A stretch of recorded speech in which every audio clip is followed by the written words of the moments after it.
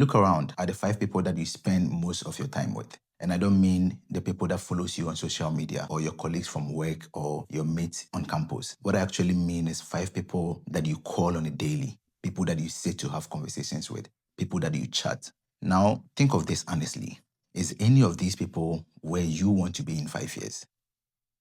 You see, most of us, we never got to choose our circle. It just happened to us by accident. You happen to be in the same school, you work in the same area, or you were out and then they were also out. So automatically, since they were the only people around, they became your friends. And I'm not saying that this is bad. And I'm not saying the people in your circle right now is bad. But what I'm trying to say is that if your circle happened to you by accident, then your results is also going to be accident. So today I want to show you a framework of 3 specific people that every young, serious, growth-minded person needs to have in their life. And by the end of the video, you will know exactly who these people are. And more importantly, you will know which ones you are missing. So let's get in. Now here is something I had to learn the hard way over the past few years. You see, proximity is not the same as alignment. We tend to keep the same people in our lives just because they've been there. And there is nothing wrong with that. But the thing is, loyalty to your friendship or to your relationship and loyalty to your growth are 2 different conversations. And that is what I want you to understand. Now think about this. When you were 15, you were in high school, you wanted to belong. So you didn't really think of the people that you are surrounding yourself with. But now you are 25, you are 35, you are 30. You have a vision for your life. You have goals. You want to become something. So that circle made sense when you were 15, but that circle might not make sense right now if they are also not on their own growth journey. And this is not about cutting people off, or this is not about speaking to only people that are successful. This is not about forgetting where you're coming from, but this is about being intentional about the people in your life. Because look, the truth is, the people that you surround yourself with are either expanding your thinking or confirming your limitations. There's really a middle ground. So let me show you the 3 people that you actually need. The first group of people is what I call the expanders. Now, these are people that are ahead of you, right? In the same lane as you, following the same path that you want to follow, like building a business or climbing the corporate ladder or living a life that actually proves to you that what you want to achieve is possible. And I want to be very clear on this. An expander is not only a celebrity or, some sort of guru.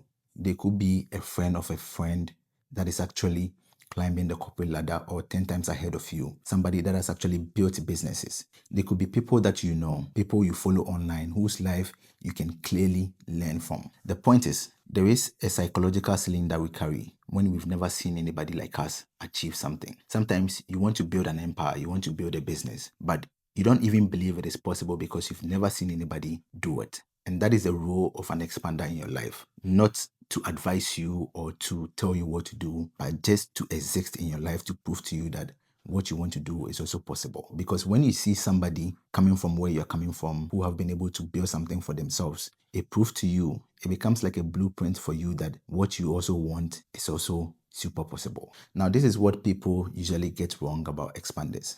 Being in the same room with them shouldn't be uncomfortable. If you're the least person in the room, it doesn't mean that you don't belong there. It means that you are exactly where you need to be. You see, the moment you become comfortable, it means that you have actually stopped growing. So comfort is something you just want to avoid. So find your expander and try to get close enough to their thinking, their habits, and let their proximity pull you forward.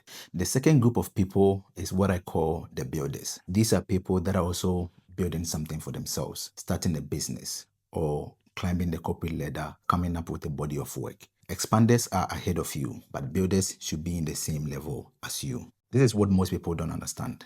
When you're building something, the road is usually very lonely. 3 a.m., you are up trying to solve a problem. 11 p.m., you are asking yourself if this is going to work. Now, if you're trying to explain this to your friends, like people that are closer to you, they will not understand you. And this does not make them bad people. They are just not on the same journey as you. So this is why builders are super important. People that actually also understands what is going on. You don't even have to say a word. The moment you open your mouth or say, hey, they get you. Now, builders also do something else. They hold you up to the mirror. And what I mean by that is, you see, sometimes you are trying to build something, it gets to a point, you give up, you lose your consistency, and then you don't even want to do it anymore. But if you have a builder in your life who is actually growing, you see their life, you see that they are going up, and then it motivates you to also go about what you're doing. Now, sometimes comparison is bad, right? Comparison is usually termed as a bad thing, but sometimes the right comparison helps a lot. Comparing yourself to someone who is in the same arena, given the same resources, growing up becomes a fuel to you. So try to find people who are in the work and build together, share your lessons together, and then celebrate your small wins. Because trust me, the grind is much more sustainable when you have somebody you are sharing it with. Now, before we get into the last person, which amongst these two group of people do you have in your life? Do you have builders in your life? Or do you have expanders in your life? Tell me in the comment section. I'm really curious. I'm genuinely curious. And it tells the algorithm that this content is worth putting in front of more people, right? Now, let's talk about the third group of people. Now, the last group of people is what I call the anchors. Anchors are people that knew you before the success, people that knew you before you became famous, before all the growth started. They could be family members, they could be old colleagues from your senior high school, or people that were actually in your life before you became successful. Now, in personal development, people usually talk about cutting people off, protecting your energy, setting your boundaries, and all of that. And yes, boundaries really matter. But I want to push back on that for now and teach you something. You see, sometimes the people who were in your life before you became successful are not a threat to it.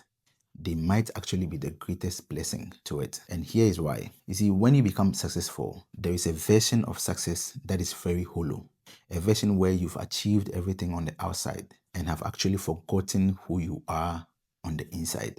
Where your identity becomes wrapped in your results. Where you start measuring your success by what you've built. Where you actually forget that before the brand, before the success, you were just a human being. And people actually loved you for that.